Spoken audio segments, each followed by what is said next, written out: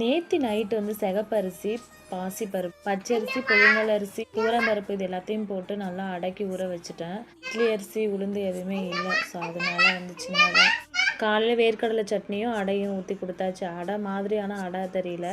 தோசை தான். இந்த வெங்காயத்த வேற சின்ன சின்னதா கட் பண்ணாம அப்படியே மேல தூவி விட்டுட்டேன். அது வேற தோசை ஊத்தும்போது நடுவுல மாட்டிக்கிட்டு வரவே மாட்டேன்னுது.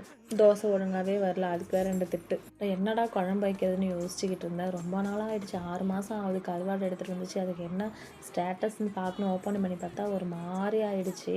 அப்புறமேலே எங்க சித்தி கால் பண்ணி கேட்டதுக்கு மஞ்சத்தூளும் உப்பும் போட்டு நல்லா வாஷ் பண்ணிட்டு வெயில்ல காயவி நல்லா சூப்பரா மெது மெதுன்னு ஆயிடும். நான் அதே மாரி பண்ணேங்க. சூப்பராவே ஆயிடுச்சு நம்ம வீட்டு கருவாடு. கருவாடு அலசி விட்டு அப்புறம் பின்னாடி எல்லாத்தையுமே டெட்டாயிலும் பினாயிலும் ஊத்தி நல்லா வாஷ் பண்ணி வச்சுட்டு அப்பதான் பூனை வராது. பினாயில் ஃபுல்லா ஊத்தி விட்டு எல்லாத்தையுமே கிளீன் பண்ணி விட்டுட்டேன். வெங்காயம் எடுத்தேன். பாப்பா எல்லாத்தையுமே கொட்டி ஒன்னட மட வச்சிருந்தேன். அது எல்லாத்தையுமே தனித்தனியா எடுத்து வச்சுட்டு கருவாடு காய வச்சு பதப்படுத்தி எடுத்து ஸ்டோர் பண்ணி ஃப்ரிட்ஜில் வச்சாச்சு. இது ஒரு 6 மந்த் வரும். பாய்.